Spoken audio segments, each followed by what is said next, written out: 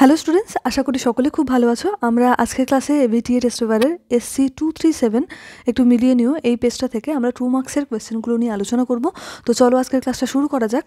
আচ্ছা, এখান থেকে যে কোয়েশ্চেনগুলো ছিল তার মধ্যে 1 নাম্বার ছিল হচ্ছে যে প্লাসেন্টার যেটা করাতে হবে সেরকম কোয়েশ্চেন সেটা হচ্ছে প্লাসেন্টার দুটি কাজ। প্লাসেন্টার দুটি কাজ বললে এটা যে কোনো কাজ লিখতে পারো, কারণ প্লাসেন্টার বিনিময়ধর্মী কাজ আছে, বিরূপধর্মী কাজও আছে। তো বিনিময়ধর্মী কাজের মধ্যে আমরা দুটো লিখেছি এখানে, যে প্লাসেন্টার দুটি কাজ। 1 নাম্বার পুষ্টিদ্রব্য সরবরাহ।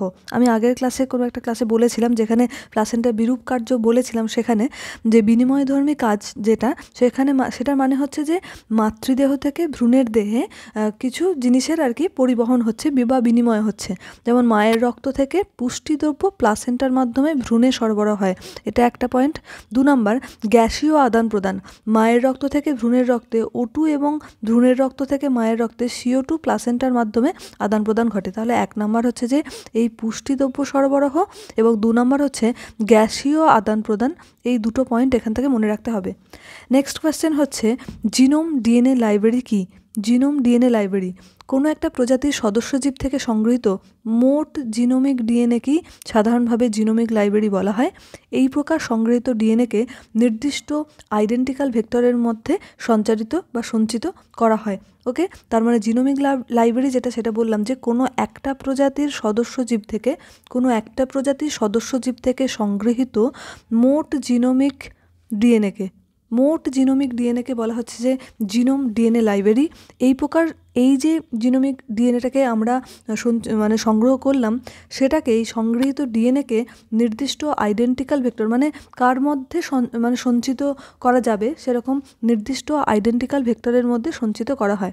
হয়েছে জিনোম ডিএনএ লাইব্রেরি কাকে বলে। নেক্সট হচ্ছে কোয়েশ্চেন ছিল সেটা হচ্ছে সক্রিয় এবং নিষ্ক্রিয় অনাক্রম্যতার মধ্যে পার্থক্য লেখো। সক্রিয় অনাক্রম্যতা, নিষ্ক্রিয় অনাক্রম্যতা, মেন ব্যাপার যেটা শুনে রাখো যে সক্রিয় অনাক্রম্যতায় বাইরে থেকে অ্যান্টিজেন আমাদের দেহে প্রবেশ করলে অ্যান্টিবডি আমাদের দেহে প্রস্তুত হয় সক্রিয় অনাক্রম্যতায়। আর নিষ্ক্রিয় অনাক্রম্যতা হচ্ছে বাইরে থেকে প্রস্তুত অ্যান্টিবডি আমাদের দেহে প্রবেশ করাতে হচ্ছে। বাইরে থেকে অ্যান্টিজেন যদি আমাদের দেহে প্রবেশ করে তাহলে অ্যান্টিবডিটা আমাদের দেহে তৈরি হয় না, অ্যান্টিবডিটাও আমাদের বাইরে থেকেই ভিতরে প্রবেশ করাতে হয়। ওকে, তাহলে এখানে কি দেখো যে সক্রিয় অনাক্রম্যতা এটি ব্যক্তির দেহে কোনো অ্যান্টিজেন প্রবেশের ফলস্বরূপ সক্রিয় ক্রিয়ায় উৎপন্ন হয়। ওকে, আর এই প্রকার অনাক্রম্যতায় সরাসরি অনাক্রম্যতার বস্তু স্থানান্তরিত হয়, মানে ওই প্রস্তুতকৃত অ্যান্টিবডিটা স্থানান্তরিত হচ্ছে। ওকে, নেক্সট হচ্ছে এই ধরনের অনাক্রম্যতার প্রভাব সুদূরপ্রসারী, এই ধরনের অনাক্রম্যতার প্রভাব ক্ষণস্থায়ী। মানে যতক্ষণ বাইরে থেকে প্রস্তুত অ্যান্টিবডি আমাদের দেহে আছে ততক্ষণ সেটা অ্যান্টিজেনের বিরুদ্ধে অনাক্রম্যতা সৃষ্টি করছে, কিন্তু আবার শেষ হয়ে গেলেই এটা আর কাজ করবে না, তাহলে এর প্রভাবটা ক্ষণস্থায়ী। এই ধরনের অনাক্রম্যতায় কোনো পার্শ্ব প্রতিক্রিয়া থাকে না। এই ধরনের অনাক্রম্যতায় পার্শ্ব প্রতিক্রিয়া সৃষ্টি হতে পারে, যেহেতু বাইরে থেকে প্রস্তুত অ্যান্টিবডি আমাদের দেহে প্রবেশ করিয়ে অনাক্রম্যতাটা তৈরি করা হচ্ছে, সেজন্য এটার পার্শ্ব প্রতিক্রিয়া হতে পারে। নিষ্ক্রিয় অনাক্রম্যতার প্রভাব ক্ষণস্থায়ী এবং এই অনাক্রম্যতায় সরাসরি অনাক্রম্যতার বস্তু স্থানান্তরিত করা হয় বা সরাসরি প্রস্তুতকৃত অ্যান্টিবডি দেহে প্রবেশ করিয়ে অনাক্রম্যতা সৃষ্টি করা হয়। ওকে, সক্রিয় এবং নিষ্ক্রিয় অনাক্রম্যতার মধ্যে পার্থক্য এটা হয়ে গেছে। নেক্সট কোয়েশ্চেনগুলো যেটা এখান থেকে ছিল সেটা হচ্ছে একটা অ্যাপোমিক্সিস, এই কোয়েশ্চেনটা পাবে SC 8 পেজে। প্লিওট্রপি, এই কোয়েশ্চেনটা পাবে SC 45 পেজে। এবং রেড ডাটা বুক কোয়েশ্চেনটা জাস্ট আগের ক্লাসেই বললাম, যেটা ছিল SC 228। ঠিক আছে, 228 নম্বর পেজে দেখতে পেয়ে যাবে। এই পেজগুলো সব আমাদের বায়োলজি স্টাডি মেটের ইউটিউব চ্যানেলে প্লেলিস্ট করা আছে, সেখানে তোমরা গিয়েই সব পেয়ে যাবে, একবার দেখে নিও। যদি কেউ খুঁজে না পাও অবশ্যই আমাকে জানিও। নেক্সট হচ্ছে অপসারী বিবর্তন উদাহরণ সহ লেখো। তো এটা লিখতে পারো অপসারী বিবর্তন। অপসারী মানে হচ্ছে একটা জায়গা থেকে সব জায়গায় ছড়িয়ে যাচ্ছে, এরকম একটা জায়গা থেকে মনে রাখবে এদিকে একটা, এদিকে একটা, এদিকে একটা, এদিকে একটা, এরকমভাবে অপসৃত হচ্ছে। ঠিক আছে, তাহলে এটা কি লিখবে দেখো, যে কিছু অপসারী বিবর্তন লিখছি। কিছু প্রাণী একই উৎস থেকে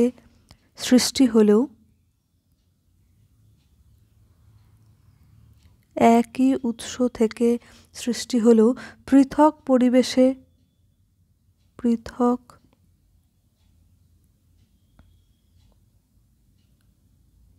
পরিবেশে বসবাস করার জন্য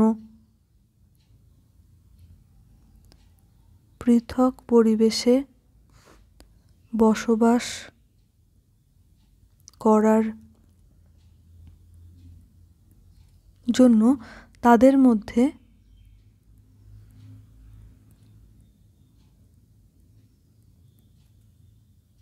ভিন্ন ভিন্ন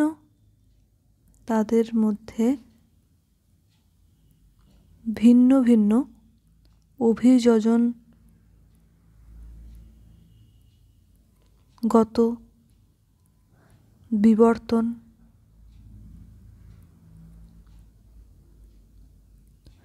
লক্ষ্য করা যায়। এই প্রকার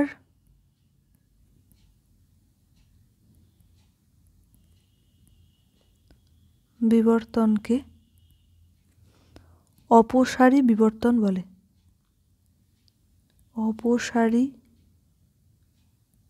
বিবর্তন বলে। তাহলে কি বললাম, যে কিছু প্রাণী একই উৎস থেকে সৃষ্টি হলেও, এই যে দেখো একই উৎস থেকে সৃষ্টি হচ্ছে, একই উৎস থেকে সৃষ্টি হলেও পৃথক পরিবেশে বসবাস করার জন্য তাদের মধ্যে ভিন্ন ভিন্ন অভিযোজনগত বিকিরণ ও অভিযোজনগত বিবর্তন লক্ষ্য করা যায়।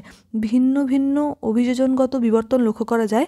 এই প্রকার বিবর্তনকেই বলা হচ্ছে অপসারী বিবর্তন।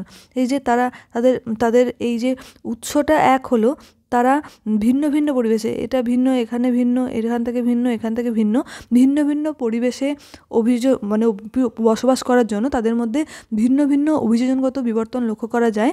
এই প্রকার বিবর্তনকে বলা হচ্ছে অপসারী বিবর্তন। ওকে, নেক্সট উদাহরণ দিয়ে একটা দেখে নাও। উদাহরণ লিখবে যেটা,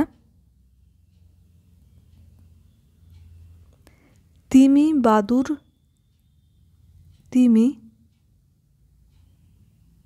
বাদুড় ও বাঘ এরা প্রত্যেকেই স্তন্যপায়ী প্রাণী। জানো সকলে, এরা প্রত্যেকেই স্তন্যপায়ী প্রাণী, অর্থাৎ এদের উৎসটা একই প্রাণী। এরা জল, বাতাস ও স্থলভূমিতে বসবাসের জন্য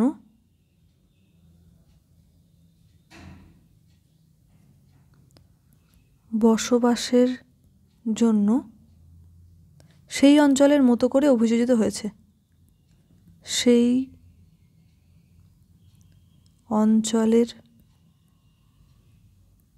মতো করে অভিযোজিত হয়েছে।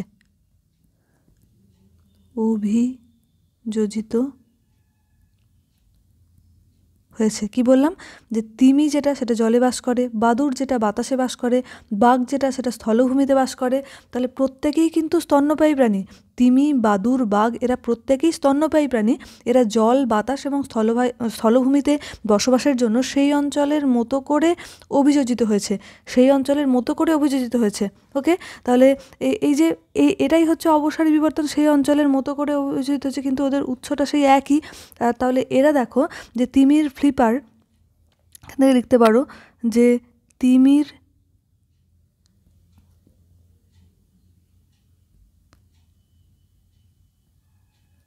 ফ্লিপার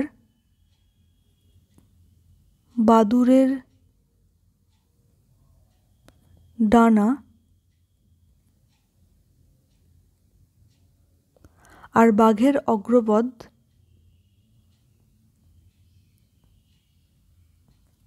অগ্রপদ সবই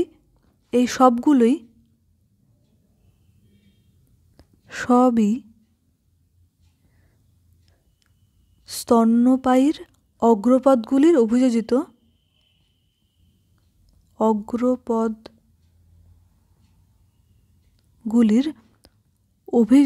বিশেষ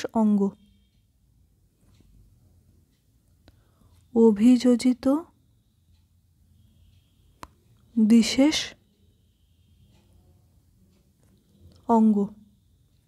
যেমন তিমির ফ্লিপার সাঁতার কাটতে, বলছে তিমির ফ্লিপার, বাদুড়ের ডানা এবং বাঘের অগ্রপদ সবই স্তন্যপায়ীর অগ্রপদগুলির অভিযোজিত বিশেষ অঙ্গ। অগ্রপদের অভিযোজিত বিশেষ অঙ্গ, ঠিক আছে। তিমির ফ্লিপার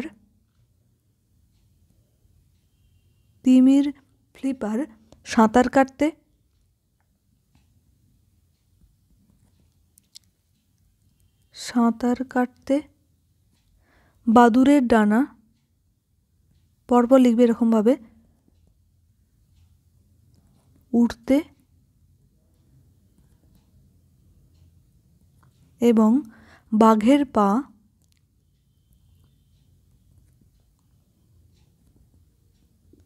চলাফেরা করতে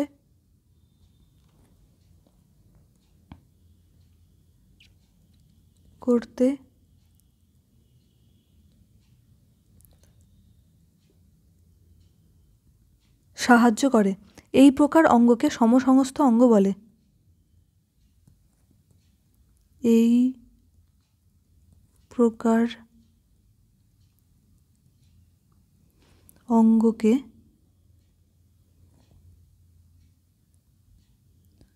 সমসংস্থ অঙ্গ বলে। সুতরাং এখানে লাস্ট লাইন যেটা লিখবে, সুতরাং অপসারী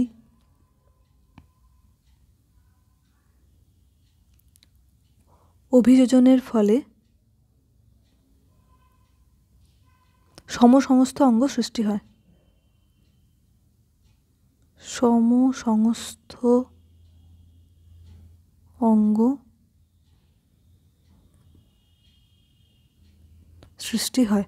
ওকে, তাহলে অপসারী অভিযোজন যেটা বললাম সেটা হচ্ছে যে কিছু প্রাণী একই উৎস থেকে সৃষ্টি হলেও পৃথক পরিবেশে বসবাস করার জন্য তাদের মধ্যে ভিন্ন ভিন্ন অভিযোজনগত বিকিরণ লক্ষ্য করা যায়। এই প্রকার বিবর্তনকে বলা হচ্ছে অপসারী বিবর্তন।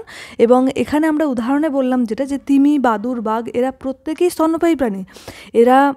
কিন্তু এরা কি না, তিমিটা জলে, বাদুড়টা বাতাসে এবং বাঘ যেটা সেটা স্থলভূমিতে বসবাস করার জন্য সেই অঞ্চলের মতো করে তারা অভিযোজিত হয়েছে।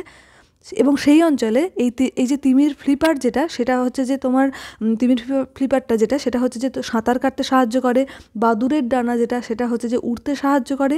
এবং বাঘের পা যেটা চলাফেরা করতে সাহায্য করে। সেই সবগুলোই অগ্রপদের অভিযোজিত বিশেষ অঙ্গ। অগ্রপদটাই অভিযোজিত হয়ে এইগুলো তৈরি হয়েছে, ঠিক আছে।